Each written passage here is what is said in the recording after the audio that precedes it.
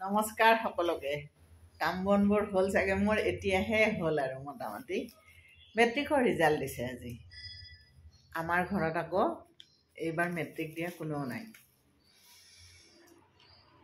এই যে মেট্ৰিক দিছে, ৰিজাল্ট দিছে, চাৰিওফালে হুলস্থুল, ঘৰবিলাকৰ মানে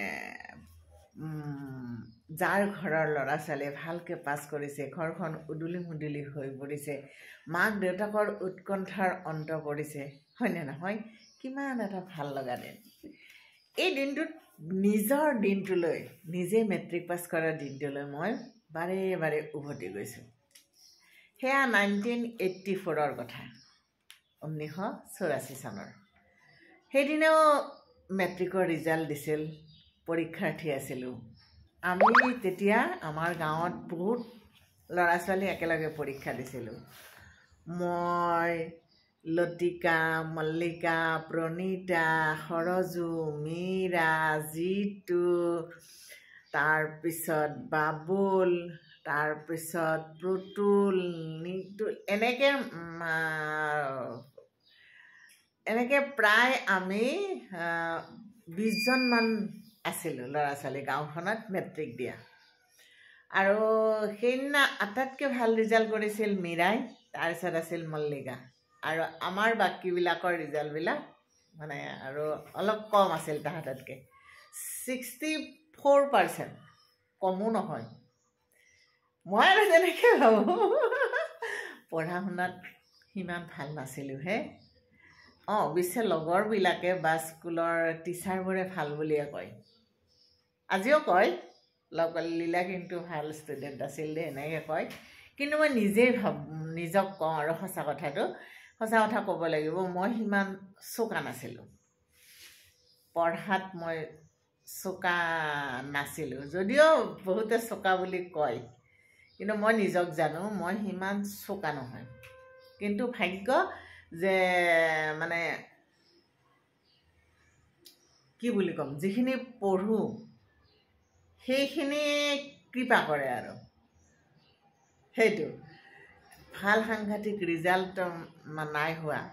আমাৰ কাৰণে 64টো মানে সাংঘাতিক আৰু আমাৰ ঘৰখনৰ কাৰণে। আচ্ছা, তেতিয়া আমাৰ কি হয়, ঘৰৰ অৱস্থা সিমান ভাল নাছিল, আমি কিতাপ পত্ৰ গোটেইখিনি কিনিব পৰা নাছিলোঁ, আৰু তাৰ পৰা আনি পঢ়িছিলোঁ। তাৰপিছত আছিল টিউশ্যন আমি ল'ব। মইতো এইফালে অংক আৰু ইংৰাজী বিৰাট ভয় কৰোঁ, ইংৰাজী বুলি ক'লে বিৰাট ভয়, অংকৰ মই ফৰ্মুলা একো বুজিয়ে নাপাওঁ। বাকী ছাবজেক্টত ভাল হ'লে কি হ'ব, অসমীয়াত বাৰু মই ভাল, কিন্তু বাকী ছাবজেক্ট ভাল হ'ব নালাগিব, টোটেলটোহে চাব। বিশ্বাস কৰক, আমাৰ গাঁৱৰ এজন দাদা আছে, ৰাকেশ শৰ্মা দাদাই এয়াৰফ'ৰ্চত চাকৰি কৰিছিল। তাৰপিছত তেওঁ সেই বছৰে মানে খুব কম বয়সতে তাতে ৰিটায়াৰ হয়তো তেওঁ আহিলে। আৰু ৰাকেশ দাদাৰ ভনীয়েক প্ৰণীতাৰ লগত আমি একেলগে পঢ়িছিলোঁ। আৰু ৰাকেশ দাদাই কেইমাহমান আমাক অংক পঢ়াইছিল। বিশ্বাস কৰক, ৰাকেশ দাদাই যদি এই পৰীক্ষাৰ আগত অংকখিনি নপঢ়ায়, মই কিন্তু মেট্ৰিক পাছ কৰিব নোৱাৰিলোহেঁতেন কিজানি। বিৰাট ভয় মোৰ, মানে অংক আৰু ইংলিছ গ্ৰামাৰ একোৱে বুজি নাপাওঁ। সঁচা কথা কোৱাত কি আপত্তি, একোৱে বুজি নাপাইছিলোঁ। মানে পাষ্ট টেন্স, প্ৰেজেণ্ট টেন্সৰ যিবিলাক চেণ্টেন্স, মানে মোৰ মানে ভুল হ'বই। মানে পাষ্ট টেন্স প্ৰেজেণ্ট টেন্সটো নহয় বাৰু, পাষ্ট টেন্স প্ৰেজেণ্ট টেন্সটো থাকে, তাৰো আৰু চাৰিটা ভাগ আছে। এইবিলাক বহুত জামেলা পাইছিলোঁ মই মানে।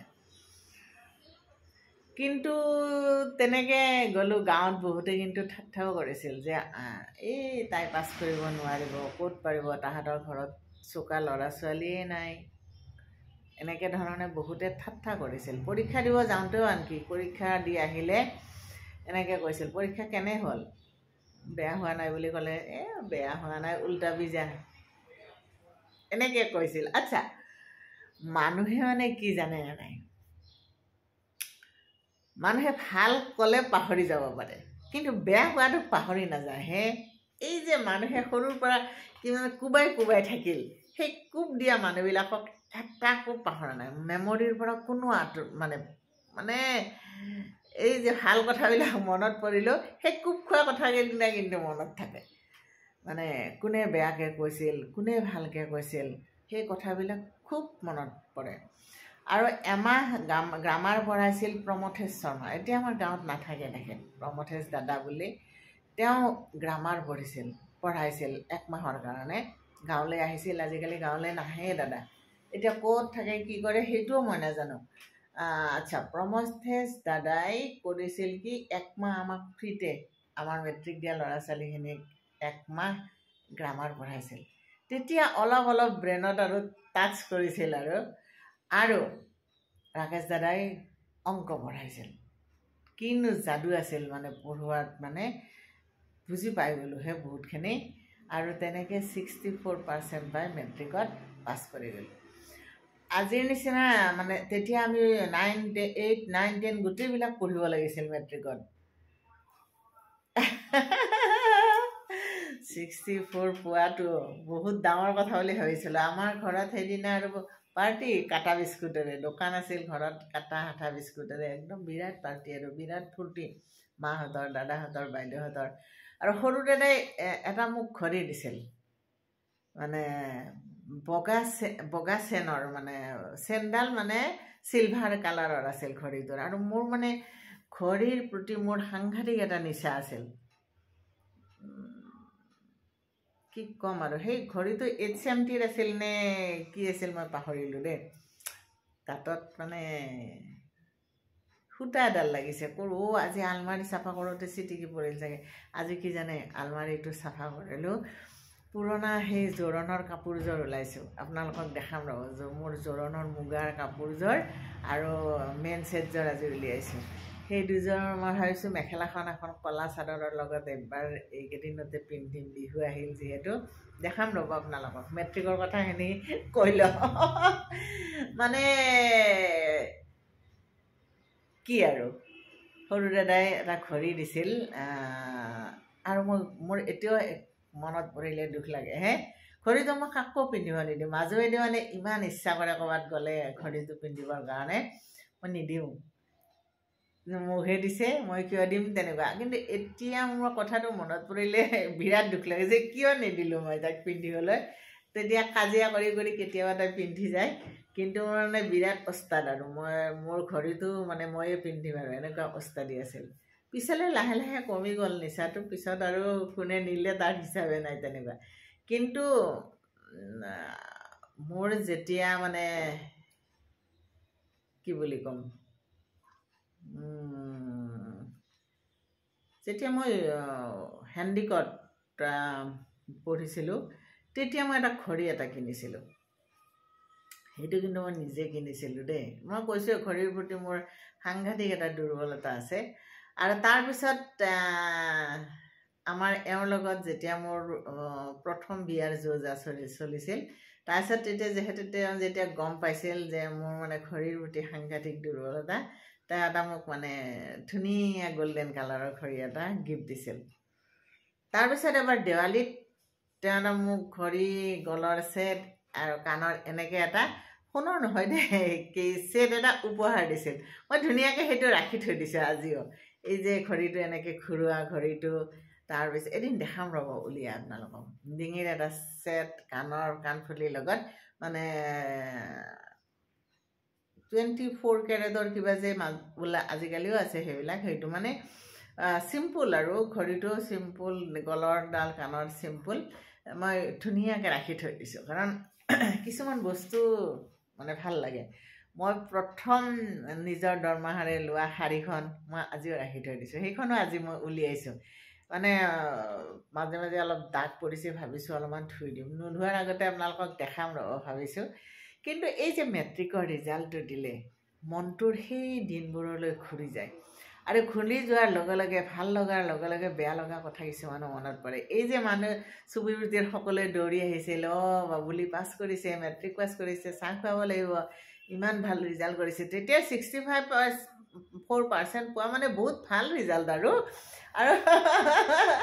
হয়নে নহয় আমাৰ দাদাহঁতে বাইদেউহঁতে খুব ভাল পাইছিল আৰু পিতাই মানে ভাবিছিল মই মানে আৰু শিক্ষয়িত্ৰী হ'ম আৰু কিন্তু দুৰ্ভাগ্য আৰু হ'ব নোৱাৰিলোঁ কিন্তু তথাপিতো আৰু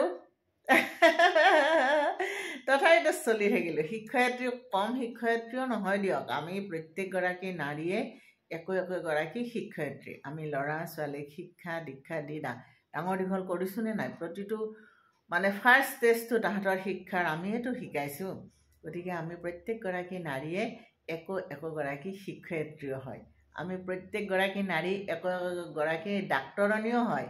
কাৰণ আমি কি অসুখ হ'লে, চৰ্দি লাগিলে কি কৰিব লাগিব, পেটৰ অসুখ হ'লে কি কৰিব লাগিব, এই ধৰণৰ সৰু সৰু কথাবিলাক আমি জানো। আমি মাকবিলাকে বহুত কথা, ডাক্তৰৰ বহুত কথা আমি জানো, আৰু আমি শিক্ষক হোৱাৰো বহুত কথা জানো। গতিকে আমি একোগৰাকী শিক্ষয়িত্ৰী হয়েই। যদিও পিতাৰ সেই সপোনটো মই পূৰণ কৰিব নোৱাৰিলোঁ, যদিও কেইগৰাকীমান মোৰ শিক্ষা গুৰুও মোক ভাবিছিল যে মই এদিন শিক্ষয়িত্ৰী হ'ম, মই শিক্ষক হ'লে মই ধুনীয়াকৈ শিকাব পাৰিম, সেই বিশ্বাসটো তেওঁলোকেও ৰাখিছিল। কিন্তু তেওঁলোকৰ বিশ্বাসৰ বিশ্বাসৰ কি বুলি কয়, ফলশ্ৰুতি হিচাপে মই থিয় হ'ব নোৱাৰিলোঁ, মই নিজক থিয় কৰাব নোৱাৰিলোঁ। সেইটো এটা মোৰ আফচোচ এটা থাকি যায়। কিন্তু মোক এবাৰ এখন প্ৰাইভেট স্কুলে কৈছিল যে আপুনি যদি কাম কৰে তেতিয়াহ'লে আমাৰ স্কুলত কৰিব পাৰে বুলি কৈছিল। কিন্তু সেই সময়ত মোৰ আৰু মনটো নগ'ল, কিয় মোৰ ল'ৰা ছোৱালী সৰু আছিল, তাৰপিছত স্কুলখনো কিছু দূৰত আছিল। গতিকে সেই সময়ত সেই প্ৰস্তাৱটো মই গ্ৰহণ কৰিব নোৱাৰিলোঁ। কিন্তু এনেকুৱা নহয় যে সুযোগ অহা নাছিল, সুযোগ আহিছিল জীৱনলৈ। কাৰণ এনেকৈ প্ৰস্তাৱ দিয়া মানুহো খুব কম থাকে। তেনেকৈ প্ৰস্তাৱ এটা দিছিল, মই যেতিয়া চাকৰিটো বাদ দিছিলোঁ, যেতিয়া মই অগ্ৰদূতৰ পৰা কাম বাদ দিছিলোঁ, তেতিয়া মোৰ জীৱনলৈ সেই শিক্ষয়িত্ৰী হোৱাৰ প্ৰস্তাৱটো আহিছিল। কিন্তু মই ল'ব নোৱাৰিলোঁ। চিনাকি, তেখেতে মোক অগ্ৰদূতত বা GL পাব্লিকেশ্যনত লগ পাইছিল, অসমীয়া তেখেতে মোৰ দেখিছিল, দেখি তেখেতে মোক স্কুলত অসমীয়া শিকোৱাৰ কাৰণে প্ৰস্তাৱ এটা দিছিল। যা হওক, মেট্ৰিক কথা ক'লে বহুত কথা ওলায়, কথাত কথা বাঢ়ে বুলি কয় যে, এটা কথা ক'লে তাৰ লগত আৰু বহুত কথা ওলাই যায়। আজি মেট্ৰিক পাছ কৰা সকলোকে হিয়া ভৰা শুভেচ্ছা জনালোঁ, আশীৰ্বাদ দিলোঁ। প্ৰত্যেক পিতৃ মাতৃকে শুভকামনা জনালোঁ। আৰু যিসকলে ভাল ৰিজাল্ট কৰিব পৰা নাই তেওঁলোককো মই ক'লোঁ যে হতাশ হ'ব নালাগে। যদি কোনোবা আজি বেয়া হৈছে, কাইলৈ তাতকৈ বহুত ভাল হ'ব পাৰে আৰু বহুত ভাল জীৱন এটা যাপন কৰিব পাৰে। গতিকে বেয়া হোৱাবিলাকো দুখ কৰিব নালাগে। কি কয়, য'ত বেয়া আছে তাত ভাল থাকে, আৰু বেয়াবিলাকৰ পৰা জীৱনত বহুত ভাল শিক্ষা ল'ব পাৰি। এইখিনিয়ে ক'লোঁ, আৰু মনত পৰাৰ লগে লগে ভালে থাকক সকলোৱে, তাৰে কামনা। সকলো ভালে থাকিলে মনবোৰ ভালে থাকে।